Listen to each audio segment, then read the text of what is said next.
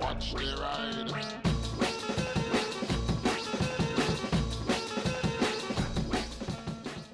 Hey everybody, hope you're all doing alright out there. So, one of the things I hear that puts people off getting into biking is not knowing what bike to start with. So I have made videos in the past about whether you should go for a 125 first or a bigger bike first, and opinions go backwards and forwards, and it very much does depend on your age and your personal sort of like character, whether you you can control your emotions and let yourself learn at your own pace. So getting a 125 first is really advisable. It's definitely a very good thing to do because it lets you learn the ropes at a more reasonable speed, and also it allows you to just do a CBT, which is obviously a pretty easy thing to do. Get on the road and you've got a couple of years to find out what it's like, learn manual gearboxes, stuff like that. And I would very, very much advise that you do learn a manual if you're looking to get a bigger bike later, which is going to be a manual. It will make things so much easier for you. If you're old enough to do the A2 and you want to go straight to an A2, you can do that. There's no reason you can't. But just know it's probably going to be a bit more expensive on insurance, I believe, because obviously you haven't got the earlier experience of a 125. And even if you're old enough to do the DAS and go for a full A, you don't have to get a full A bike to start with. You could get a 125 after doing the DAS, although you're probably more likely going to want to get something a bit lower powered. Maybe something like an A2, 400, 500, something like that. So that's where it goes for like CC, but then the question is, well, what is the right bike for you? And this is something people often ask me, like, what bike do you think I should get? And it's like, well, I don't know what you want from the bike. I don't know where you live. I don't know what road you're going to go on, stuff like that. So that's, again, something you have to decide. Get the bike that suits what you want. If you live in a rural area, then maybe get something, a bit more adventure-y that's more capable of going on muddy roads. If you live in the town or city, you can still get something like that, or you can get a more sports-orientated bike. But as I say, if you're going to be riding around on muddy country roads all the time, getting a sports bike is probably not the best idea because the geometry isn't as forgiving. The really important things you need to make sure, though, is that one, you comfortably can sit on the bike, get your feet on the ground, and not feel like it's completely outside of your control. Because if the bike is very heavy compared to you, if you can't get your feet down, it's always going to feel like a bit of a struggle riding the thing, for obvious reasons. You feel like you're having to manage it a lot more, whereas in something that's more comfortable to your size, it's easier to balance. Not riding along, I mean like lights and stuff like that. Now, you see, the XJ6 for me is a bit of an oddball because it's quite a small sized bike, and I'm 6'4", so you'd think that this bike would not be very comfortable for me, but it's actually one of the most comfortable bikes I've ever ridden, and one of the bikes that I've gelled with better than nearly any other. And as you may know if you watch my channel, I reviewed about 100 different models of bike at this point. I've got to ride a lot more bikes than many people will in their entire lifetimes, and I can tell you there are some bikes which you gel with and some bikes that you don't. And it normally takes a little bit of time to get used to them. And what I mean by that is a couple of hours. Like, I can get onto a bike and I feel like I'm not entirely sure if I'm getting on with it. But within a couple of hours, we start to gel and we start to, you don't think about what the bike's doing so much. And there's other bikes that it doesn't matter how long I spend on them, I can ride it, I can enjoy it, it feels okay, but I never feel that gelling moment. I never feel like I don't have to think about anything, I just know the thing. Whereas in this, even though, yes, I've done a lot of miles on it, so that adds to it, when I got this bike to start with, it was a courtesy bike when my DRZ was being worked on, which is for sale, by the way. If you're interested, message me. We've got one person currently talking to me about it, but they've not committed to anything, so, it's still available.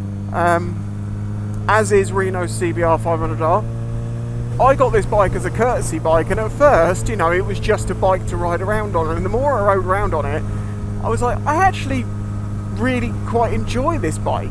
It looked very different at the time. It didn't quite have the same sportier look to it. And remember, this isn't a sports bike, this is a sports tourer, and one of the benefits of that is we have bars rather than clip-ons, which means I'm more sat upright. I mean, look at the knee room I've got. I'm really comfortable on this bike, and if my back is bad, this is the bike I ride. There's something about the position is just good. In the winter, it's nice and warm. In the summer, it's called a ball cooker for a reason. And that's the thing, if you ride a bike just in the summer rather than all year round, because bikers in the UK, there's a couple of different types. You have people who get, 125 scooters and stuff that is just going to be when they're young, it's their first bit of transport before maybe they get a car. You've got other people who get a bike and use it as a toy. It's literally just a pleasure thing that they ride in the summer, maybe in the winter as well, but it's not for commuting, it's just for having fun on. And there's other people like me who don't have a car license and only ride all year round. So a bike for me has to do a lot more things.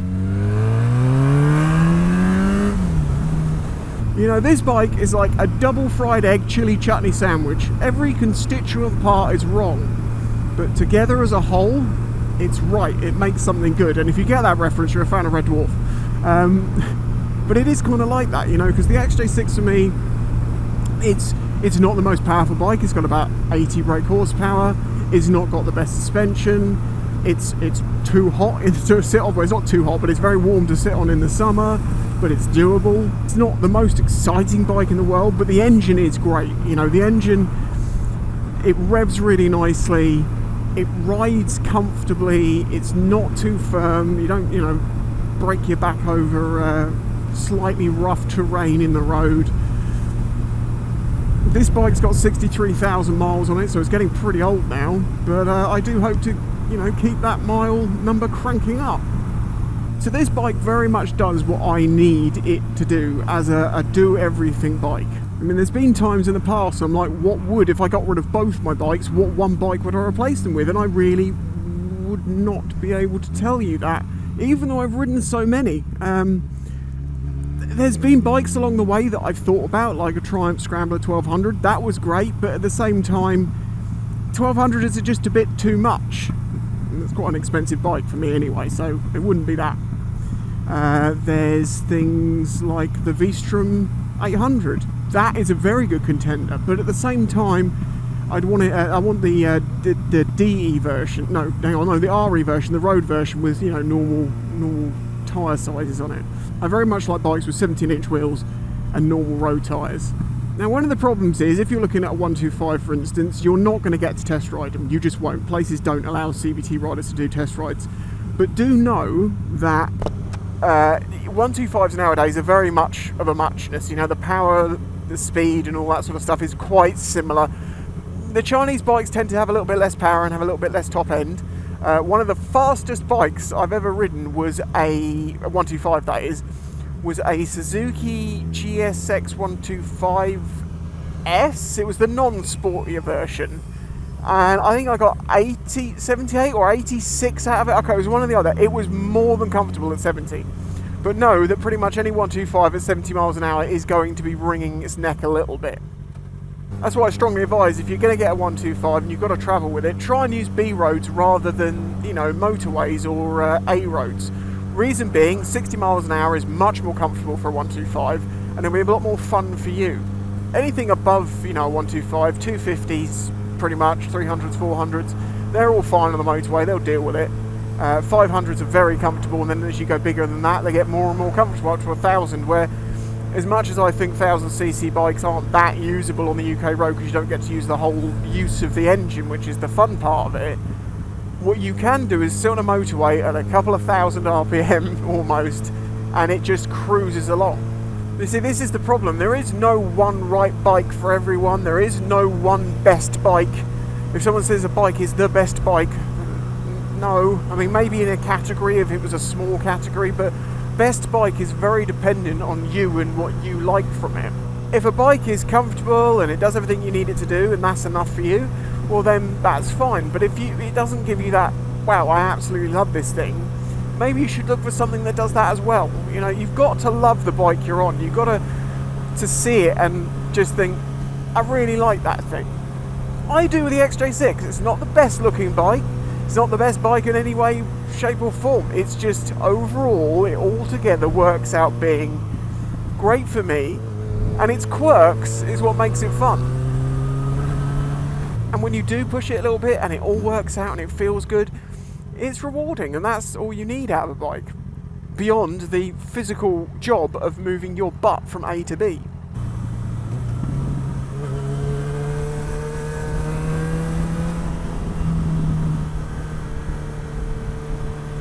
And this is the other part of the reason why having massively high CC powerful bikes is kind of pointless. You never get to use them anyway. I'm joining a dual carriageway at 40.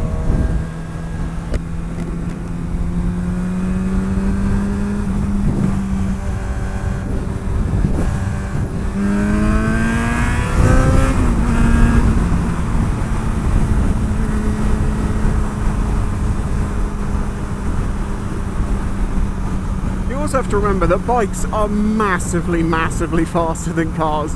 I mean, alright, if someone's got a very powerful, probably German car, and they absolutely boot it, some of them are quite comparable bikes, some, depending on the bike. But just 125s alone will eat most people pulling off the line, because they're just not going to have that lightness to just get up and go.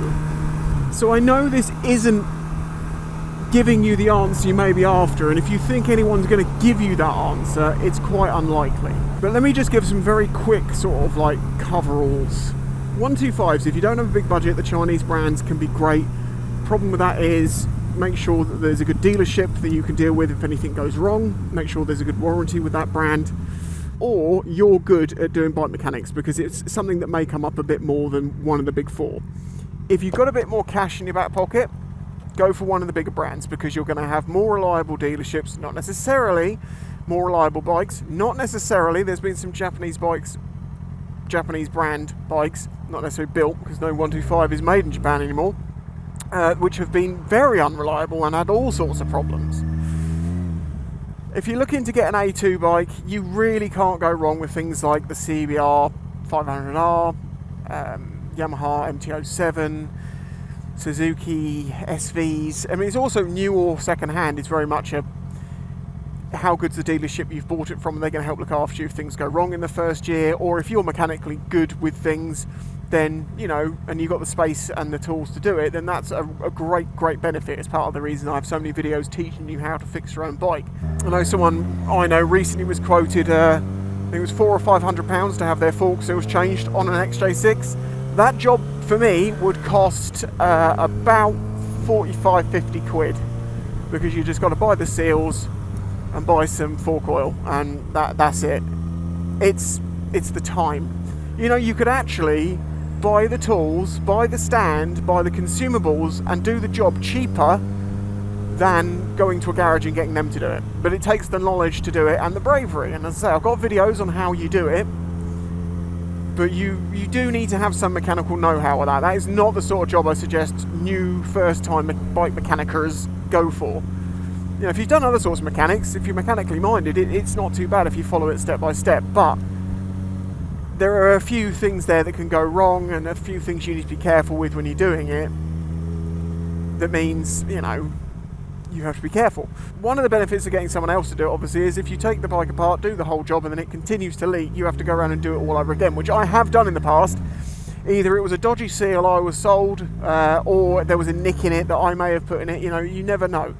If it's a garage, they're just going to take it apart and do it again and make sure it's right.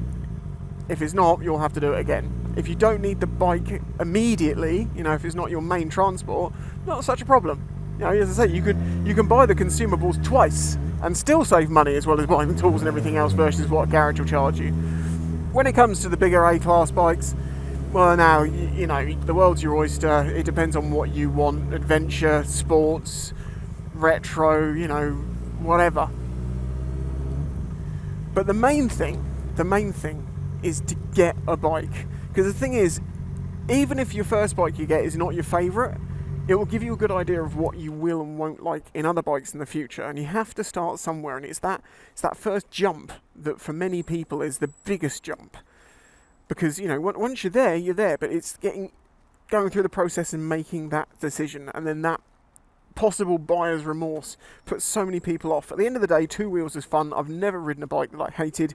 I've ridden ones I prefer more than others, but I've never ridden one that I'm like, this is bad, and I would rather not ride a bike than ride this. So just know that. If you found this video useful or helpful, please do leave a like on it. It helps support me through the methods such as Patreon and YouTube memberships. And if you have any questions, drop them below. If you have any suggestions to people, drop them below. But the one thing I will say is, if you've only owned one bike and you're about to suggest your bike as being a great solution, it is for you, but it doesn't necessarily mean it is for everyone else. And if you haven't ridden other things, your experience is of one bike. You know, you can't say who's the best band if you've only listened to one band. You know? Anyway. Although the salad is still here. Until the next one, bye-bye.